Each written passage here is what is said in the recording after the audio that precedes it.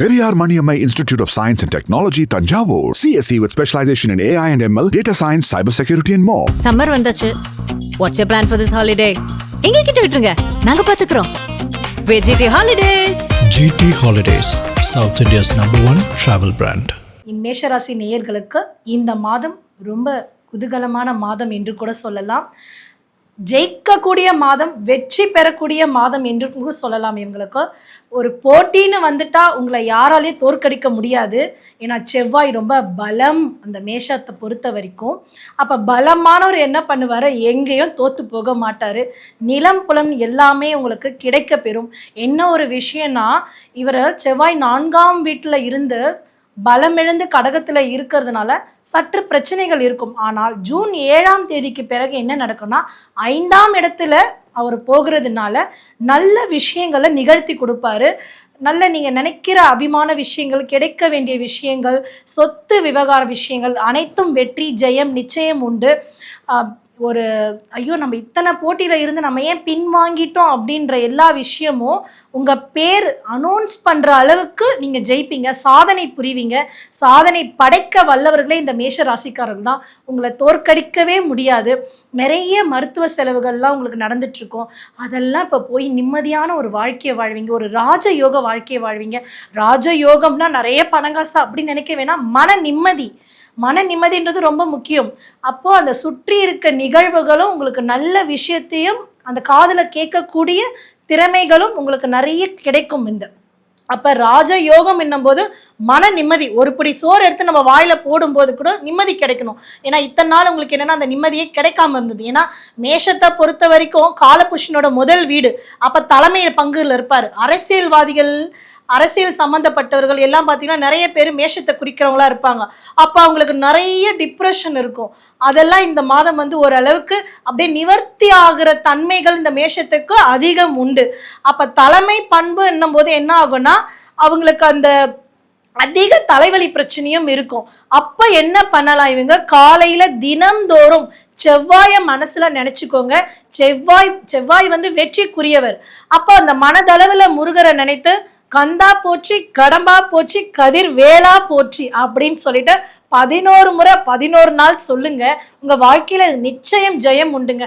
நம்ம வாயில என்ன வார்த்தைகள் பேசுறோமோ அதுதான் நமக்கு திரும்ப கிடைக்கும். நம்ம பேசுறது நம்ம காது கேட்குது, அதுக்கு மூளைக்கு செயல்படுத்துது. அப்ப என்ன நல்ல விஷயங்கள் நம்ம போட்டாலும் திரும்ப அது நமக்கு கிடைக்க பெறும். அப்ப நல்லதை மட்டுமே கேட்போமே, கோவத்தை நம்ம தவிர்ப்போம். அதுல இந்த மேஷ ராசிக்காரங்க அஸ்வினி நட்சத்திரம் இருந்தாங்க அப்படின்னா, இந்த அஸ்வினி அப்படின்னும் போது என்னன்னா, அந்த வீட்டில் இனிமேல் குழந்தை பிறக்க போகிறவர்களுக்கு எல்லாருக்கும் என்னன்னா, மேஷத்தை பொறுத்த வரைக்கும் குழந்தை பாக்கியம் கிடைக்க பெறும். ட்வின்ஸ் பிறக்கவும் நிறைய வாய்ப்பு உண்டு. ஏன்னா அஸ்வினி என்னும் போது இரட்டை, அந்த இரட்டை குழந்தைகள் பிறக்கும். மருத்துவம் நிறைய நாங்கள் சில ராசிக்காரங்க நான் நிறைய மருந்து சாப்பிட்றேன், என்ன பண்ணுறதுனே தெரியல அப்படின்னும் போது என்ன பண்ணலாம், இந்த ஜூன் மாதத்தில் யாரோ அஸ்வினி நட்சத்திரக்காரங்க தெரிந்தால் அவங்க கிட்ட கிழக்கு பார்த்த மாதிரி அந்த மருந்து வாங்கி சாப்பிடும் போது என்ன ஆகும்னா கொஞ்சம் நிவர்த்தி ஆகும். அதுக்கு ஒரு நிவாரணம் கிடைக்கும் கூட சொல்லலாம். இந்த மேஷம் அஸ்வினி பொறுத்த வரைக்கும் குதிரை படம் வைத்தால் ரொம்ப சிறப்பு. சின்ன சின்ன விஷயங்கள் நம்மளே மாத்திக்கணும். அதுலயுமே இந்த பவகரணத்துல ஒரு குழந்தை பிறக்குதுன்னா, அந்த குழந்தை பிறந்து 42 வருஷத்துக்கு யாராலையும் அசைக்க முடியாது. ஏன்னா பவம் அப்படின்னும் போது ஜெயிக்கக்கூடியவர்கள், திறமையானவர்கள், வல்லமை படைத்தவர்கள், யோகாதிபதி, எல்லா திறமையும் இந்த கரணத்துக்கு உண்டு. அப்போ அந்த மேஷத்துல இருந்தாரு அப்படின்னா நம்ம என்ன பண்ணுவோம்? அப்போ பவகரணம் ஒரு நம்மளுக்கு ரொம்ப மன உளைச்சலா இருக்கு, எனக்கு எதுவுமே கிடைக்கல அப்படின்னா நீங்க வருத்தப்பட வேணாம். ஒரு சிம்பிள்ஸ் வச்சுப்போம். நம்ம போய் சிங்கத்தை அடிக்கடி ஓயாம பார்க்க முடியாது இல்லையா, நம்ம கையால வரைந்து வச்சுக்கோங்க. அப்போ நம்ம இது ஒரு விஷயம் பண்ணுங்க. பவகரணத்துல இந்த ராசிக்காரங்க இருந்தாங்க, அப்ப அஸ்வினில இருக்காங்கன்னா குதிரை படம் வாங்கி மாட்டுங்க. அப்ப மேஷ ராசி அஸ்வினி நட்சத்திரக்காரங்க இன்னும் புதன் ஆதிக்கம் வலுவா இருந்ததுன்னா ஆட்டோமேட்டிக்கா யாராவது ஒருத்தர் உங்களுக்கு குதிரை படம் வாங்கி தருவாங்க. அப்ப அந்த ஜூன் மாதம் அதை பார்த்தீங்கன்னா அன்னையில நாள்ல இருந்து உங்களுக்கு நிறைய வெற்றிகள் கிடைக்கும். அதுவே இந்த பரணியில பிறக்குறாங்க, பரணியில ஒரு குழந்தை பிறக்குதுன்னா சுக்கிரன் பூரம் வந்து குட்டி சுக்கிரன். அப்ப அவங்க என்ன பண்ணலாம் அப்படின்னு பாத்தீங்கன்னா யானை படம் வைப்பது சிறப்பு. அப்ப குதிரையை யானையை ஒன்னா வைக்க வேண்டாம், குதிரையை ஒரு இடத்துல வைக்கும் போது யானையை வந்து இன்னொரு இடத்துல வைப்பது மிகவும் சிறப்பு. சின்ன சின்ன விஷயங்கள் நம்மளே பாசிட்டிவா மாத்தும் போது கண்டக சனி, பாத சனி, ஜென்ம சனி, அஷ்டம சனி, அத்தாஷ்டம சனி, எந்த சனி நடந்தாலும் உங்களுக்கு பெரிதாக ஆபத்து எதுவுமே வராதுங்க. நீங்க கண்டிப்பா ஜெயிப்பீங்க.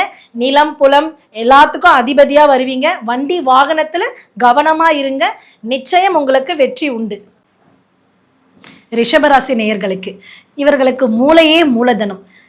கலைத்துறையில் களக்கட்டி பறக்கும், கொடி கட்டி பறக்கும் ரிஷபராசி நேயர்களுக்கு. இவங்களுக்கு எப்படின்னா இந்த ஜூன் மாதம் பலன்கள் பார்த்தீங்கன்னா கலவையா இருக்கும், அப்ஸ் அண்ட் டவுன்ஸா இருக்கும். ஏன்னா ஸ்டார்டிங்லேயே பார்த்தீங்கன்னா சூரியனும் புதனும் நல்ல உச்சத்துல இருக்கிறதுனால நல்ல ஆதித்ய யோகம் உண்டு, நல்ல கோடீஸ்வர யோக அமைப்பு அனைத்தும் உண்டு. ஆனா இவங்க என்ன பண்ணணும்னா பதட்டப்படவே கூடாது. எல்லா விஷயத்துக்கும் நான் தான் ஒரு பதட்டம் இல்லாம இருந்தாங்கன்னா ரொம்ப பலமா இருப்பாங்க. ஏன்னா ரிஷபத்தை விட துலாத்துக்கு வந்து சுக்கிரனோட பவர் அதிகம். அதுக்குன்னு ரிஷபத்துக்கு இல்லைன்னு கிடையாது, ரிஷபத்துக்கு இருக்கு. அந்த பதட்டம் ஒன்று வந்து இவங்களுக்கு இருக்கவே கூடாது. அதுலேயுமே இந்த ரிஷப ராசிக்காரங்கள் ஒரு 5ல் இருக்காங்க அப்படின்னும் போது என்ன ஆகும்னா இன்னும் அதிகப்படியான வீரியங்கள் இருக்கும். இவங்க எல்லா விஷயத்திலும் வந்து பவர்ஃபுல்லாக இருப்பாங்க. ஒரு யோசனை சொன்னால் கூட கரெக்டாக இருக்கும். பின்னாடி நடக்க போகிற விஷயத்த முன்கூட்டியே செயல்படக்கூடியவர்களும் இந்த ரிஷப ராசிக்காரர்கள் தான். அப்போ இவங்க வாழ்க்கையில் அப்ஸ் அண்ட் டவுன்ஸ் இருக்கும்போது என்ன பண்ணணும்னா பொறுமையாக பார்த்து பேசணும். அதாவது எப்படி சொல்லலாம்னா கிட்டத்தட்ட பகல்ல பக்கம் பார்த்து பேசு, ராத்திரியில வாயே திறக்காத அப்படின்னு கூட இந்த ரிஷபராசிக்காரங்களுக்கு சொல்லலாம். ஏன்னா இவங்க எதுவுமே பேசியிருக்க மாட்டாங்க, இவங்க தான் இதை சொன்னாங்க அப்படின்ற மாதிரி இவங்களுக்கு ஆயிடும். கூடா நட்பு கேடா போய் முடியக்கூடாது நம்ம ரிஷபராசி நேயர்களுக்கு. ஏன்னா நல்ல விஷயங்கள்லாம் நடக்க போகுது இல்லையா? அப்ப நல்ல விஷயங்கள் நடக்கும்போது நம்ம எப்படி இருக்கணும் அப்படின்னா அமைதியா கையாண்டா கண்டிப்பா சாதிக்கலாங்க, கண்டிப்பா ஜெயிக்கலாம் நம்ம ரிஷபராசி நேயர்கள். ரிஷபராசி நேயர்கள் என்ன பண்ணலாம் இந்த மாதம், அதாவது நம்மளோட ஜூன் மாதம் பார்த்தீங்கன்னா தாயை செய்ய வேண்டிய கடமைகளை செய்தால் வெற்றி. நீங்கள் போகிற காரியங்கள் அனைத்தும் ஜெயமாக ஆகணும் அப்படின்னா தாயோட காலில் விழுந்து வணங்குங்க. தாய் கையால் ஒரு சொம்பு தண்ணீர் வாங்கி குடிங்க. உங்களோட சகோதரன் சகோதரிகள் இருந்தாங்கன்னா முடிஞ்சால் உதவி பண்ணுங்க, இல்லைன்னா உபதரம் பண்ணாமல் இருங்க. ஏன்னா இந்த ரிஷப ராசி ரோகிணி நட்சத்திர பிறந்தவங்க பொதுவாகவே சொந்த பந்தத்தோட அன்பு கொடுத்தீங்கன்னா நிறைய அன்பு கிடைக்கும். ஏன்னா இந்த மாதத்தில் பார்த்தீங்கன்னா எல்லா நல்ல விஷயங்களும் எப்படி நடக்கிறாரோ அந்த கட்ட அமைப்பு படி பார்த்தீங்கன்னா பொறுமைன்றது ரொம்ப அவசியம். ஏன்னா எல்லா துறையிலுமே சிறந்து விளங்குறது பார்த்தீங்கன்னா இந்த ரிஷப ராசிக்காரங்களாக தான் இருப்பாங்க. அதுவுமே நீங்கள் இன்னும் நல்லா நான் வந்து நல்ல ஒரு பவராக வரணும், நான் கண்டிப்பாக ஜெயிக்கணும் அப்படின்னு நீங்கள் நினச்சிங்கன்னா நம்ம சென்னையில் இருக்க அஷ்டலக்ஷ்மி கோவிலுக்கு போயிட்டு வர்றது ரொம்ப சிறப்பு.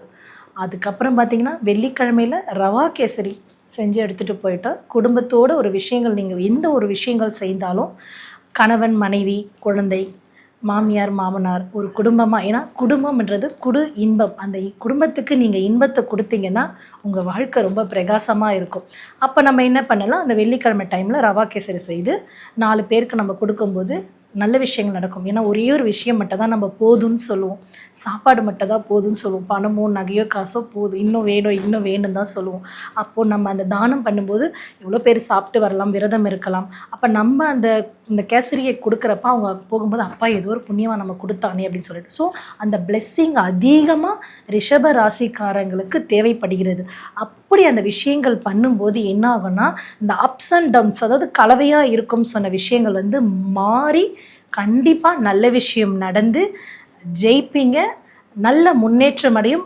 இந்த மாணவர்கள்லாம் வந்து படிக்காமல் இருக்கிறவங்க கூட இந்த மாதிரி பரிகாரங்கள் செய்யும்போது என்ன ஆகும்னா அது கண்டிப்பாக ஜெயம் உண்டாகும். ஏன்னா ஒரு துளி நிவாரணம் பரிகாரம். ஸோ 1000 தலை பார்த்தால் அரைப்பாவம் குறையும்ன்றது மாதிரி நம்ம எந்த அளவுக்கு பாசிட்டிவ் வைப்ரேஷன் நம்ம கொண்டு வரோமோ அந்த அளவுக்கு இந்த ரிஷப ராசிக்காரங்களோட வாழ்க்கையே மாற்றங்க அமையும். ஜூன் மாதத்துக்கு மட்டும் நான் சொல்லலை, இந்த பரிகாரத்தை நீங்கள் அடிக்கடி மாதம் ஒரு முறை செய்து வந்தாலே கண்டிப்பாக வெற்றி நிச்சயம், ஜெயம் உண்டு.